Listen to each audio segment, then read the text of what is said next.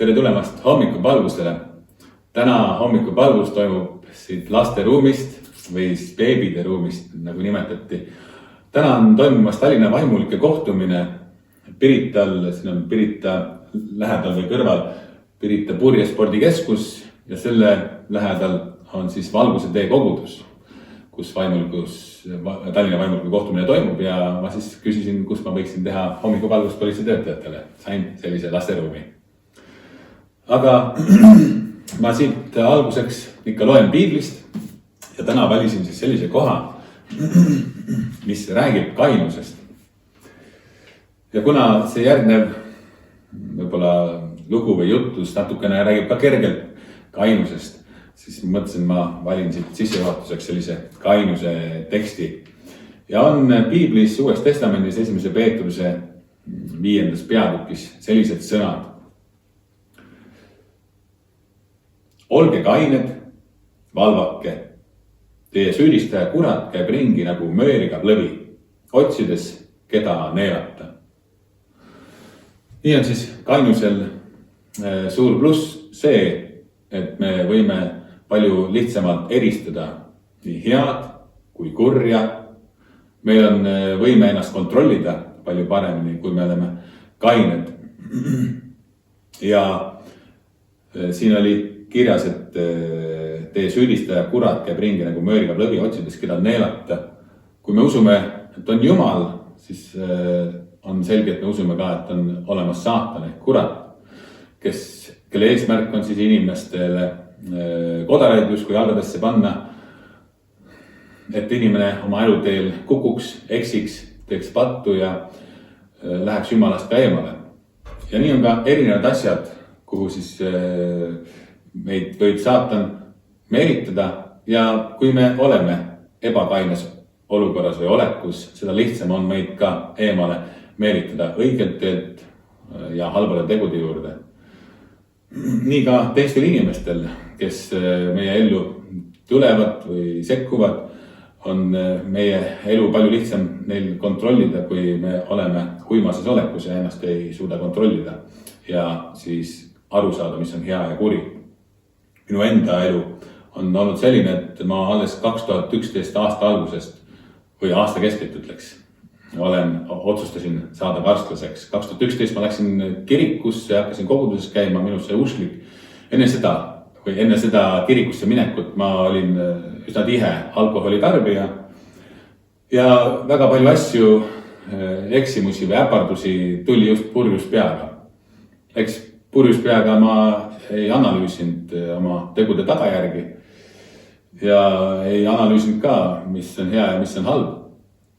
Ja üsna palju vigastusi tuli ka tolle hetkel, kui ma purjus olin.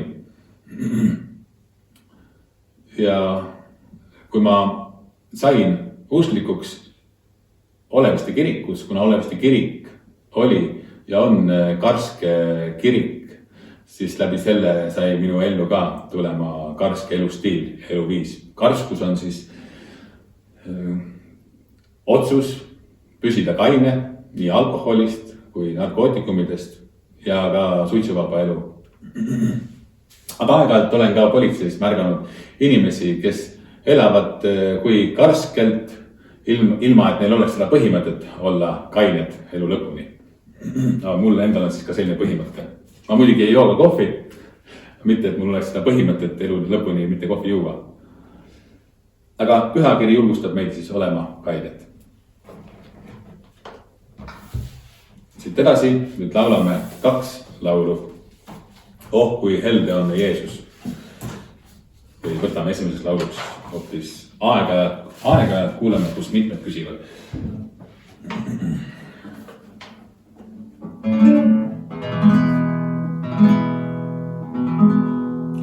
Aeg-ajalt tulema, kus mitmed küsivad, miks ei näe me imesid oma silmaga. Imedesse usume ta sõnadesse ka, sest Jumal on see sama veel, kes enne vanasti. Ikka veel, Jumal imedati teeb usu vaid paluga, imed sinust sünnivad.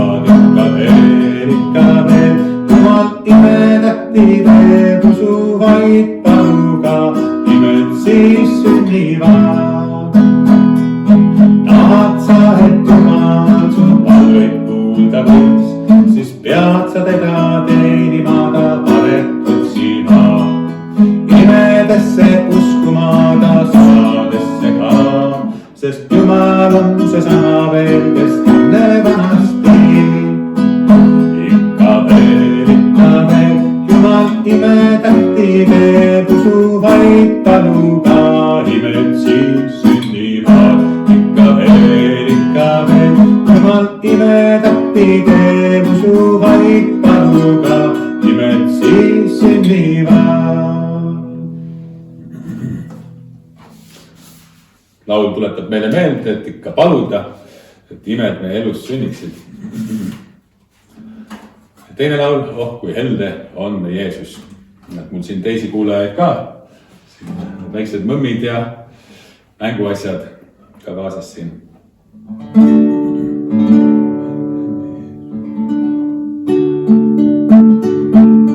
Oh kui helde on Jeesus, armust kõige rikkam ta.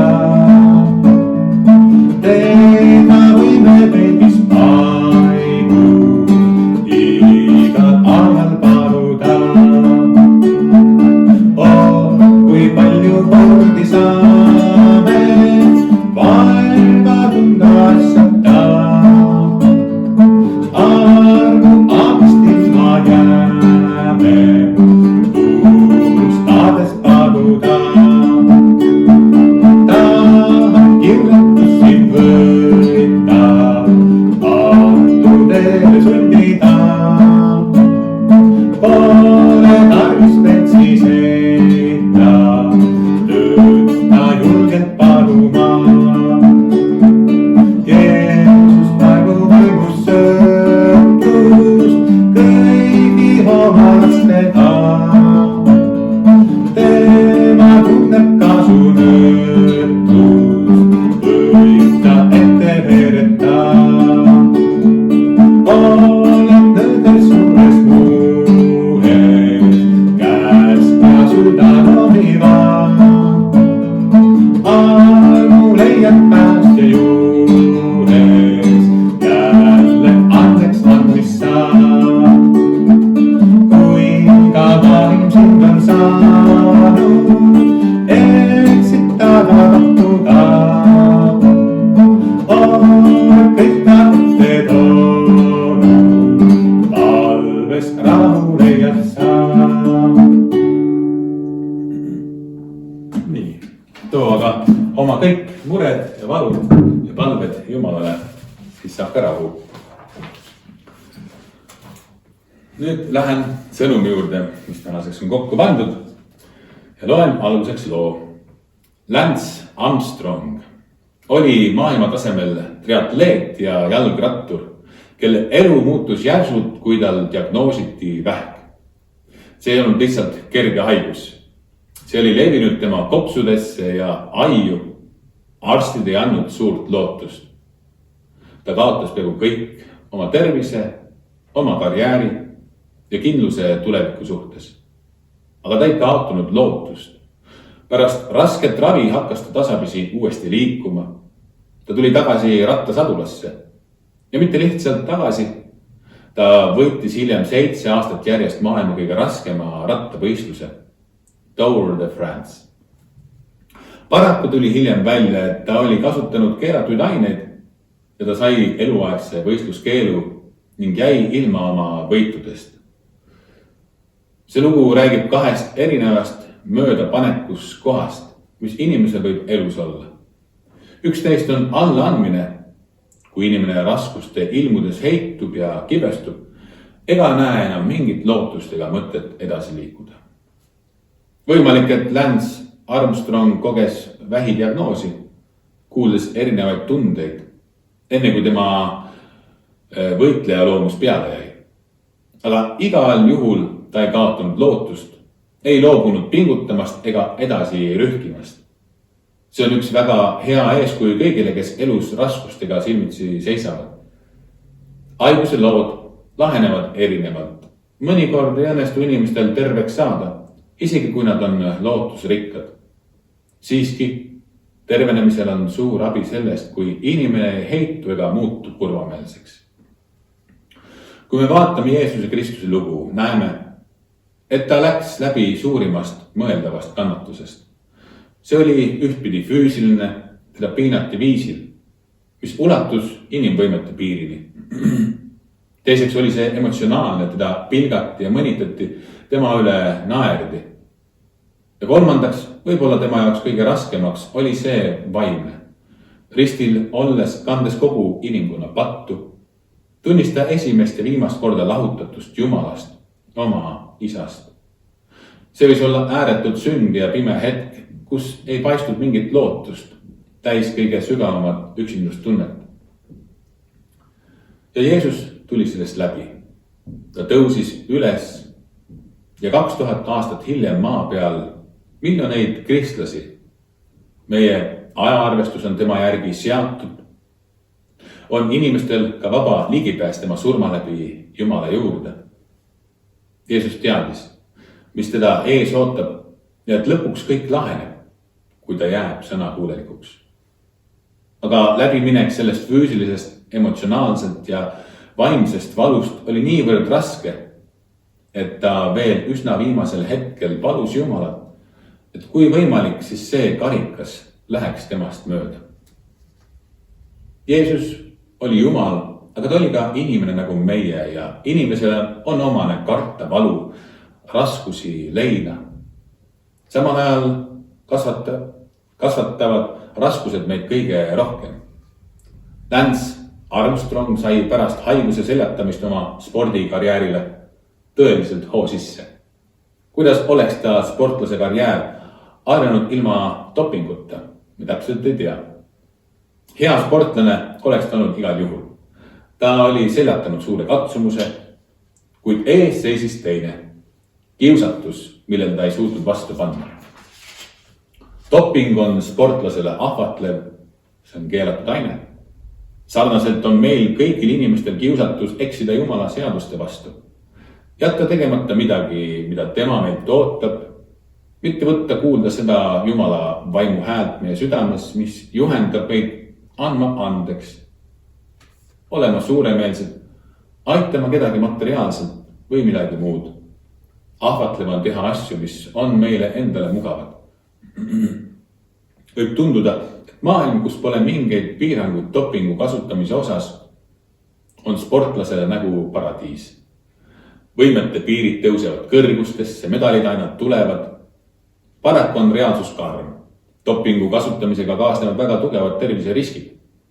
Ida-Saksa naissportlastele manustati 70-ndatel ja 80-ndatel nende endi teadmata keelatud aineid, mis põhjustasid vähki, maksakahjustusi, viljatust ja varajast surma. Mõni neist suri enne oma 60. sünnipäeva. Sama on patuga, see on ahvatlev ja palju lubav. Elu ilma Jumala seatud piiranguteta tundub vaba ja naudingute rikas, aga varem või hiljem me näeme selle laastavaid tulemusi. Piibel kutsub üles mitte joovastuma veinist, kus tuleb õnnetu elu ja me näeme seda õnnetust. Enamik politsei väljakutseid, mis puudutavad koduvägivalda, on seotud alkoholijoobega. Piibel kutsub üles truudusele ja seksuaalmoraalile ja me näeme katkiseid suhteid, murtud südameid, lõhutud peresid ja suurt eraelulist segadust, kui inimesed seavad oma enda naudingu esikohale. Anna andeks meie võlad, nagu meiegi andeks anname oma võlglastele, on kirjas meie isa palves. Jeesus õpetas seda mitu tuhat aastat tagasi ja täna võivad mitmed spetsialistid kinnitada, et vaimse tervise huvides on väga oluline andestada nii isendale kui teistele. Jumal tahab meid hoida, et me oleksime terved ja õnnelikud. Seda me saame olla, käies tema tahtes. Ükski võit ei ole väärt seda, et kasutada keelatud aineid. Isegi kui võidutunne on esialgu hea, võib hilisem kukkumine olla seda valusam. Ja nii on ka kõigi teiste ahvatlustega, mis tõotavad meile naudinguid ja rõõmu, kuid toovad lõpuks kahetsust. 2000 aastat pärast Jeesuse surma on tema võit kehtiv. Jumal endiselt muudab inimeste elusid ja Jeesuse nimes on pääste kõigile.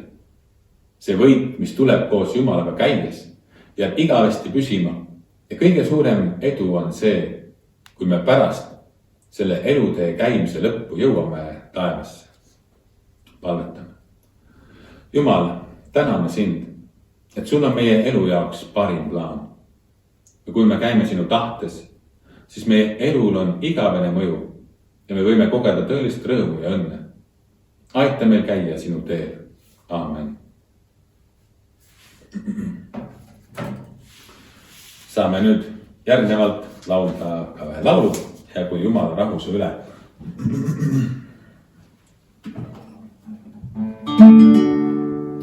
Jäägu Jumala rahu su üle, tema armastus rõõm täiku sind.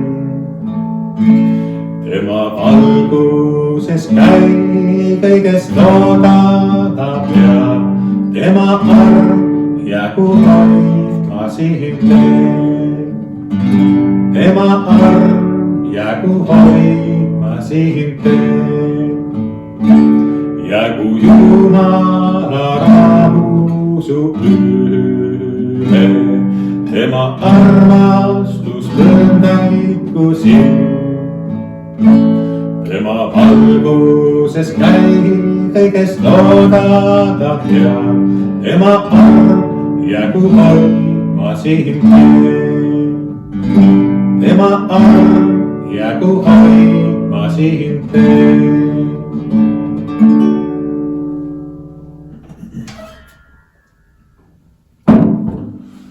Ja nüüd edasi saame ühiselt paluda Issand Jeesus Kristus õpetatud palve, meie isa palve ja jääme palvesse. Meie isa, kes sa oled taevas, pühitsetud olgu sinu nimi. Sinu riik tulgu, sinu tahtmine sündigu, nagu taevas, nõnda ka maa peal. Meie igapäevast leiba anna meile tänapäev. Anna meile andeks meie võlad, nagu meiegi andeks anname oma võlglastele. Ja ära saada meid kiusatusse, vaid päästa meid ära kurjast, sest sinu päralt on riik ja vägi ja au igavesti. Aamen. Ja ma annan edasi ka Jumala õnnistuse. Issand, õnnistagu meid ja hoidku meid. Issand, lasku oma pale paista meie peale ja olgu meile armuline. Issand, tõstku oma pale meie üle ja andku meile oma rahu. Jumala isa, poja ja püha võimu nimel. Aamen.